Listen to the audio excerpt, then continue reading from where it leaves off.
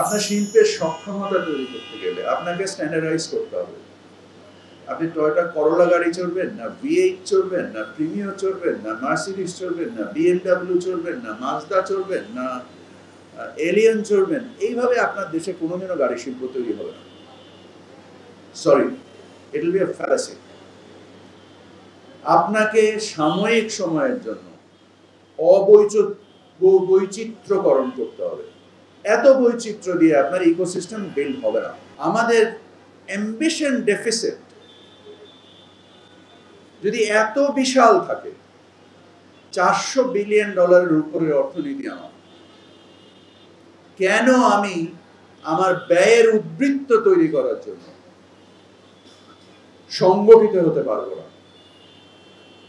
আজকে কেন যেখানে আমার বৈচিত্র্য দরকার সেখানে বৈচিত্র্য করব?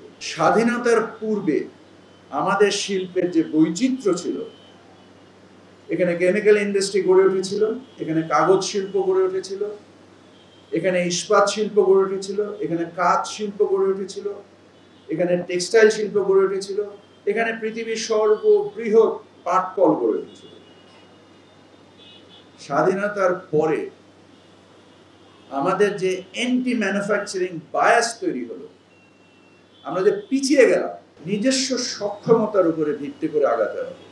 আমরা বিভিন্ন যে আমাদের এই যে duty free, quota free access আমরা পৃথিবীর প্রায় 90-95% অর্থনীতিতে পেয়েছি, একমাত্র গার্মেন্টস ছাড়া কোনো শিল্পে আমরা কাজে লাগাতে পারিনি। যেখানে আপনারা আপনাদের ভবিষ্যৎ বংশধররা একত্রিত হবে পারিবারিক ব্যবসা হিসেবে, এটাকে রাষ্ট্রীয় সক্ষমতা বৃদ্ধির উদ্দেশ্যে একাগ্রচিত্তে কাজ করবেন।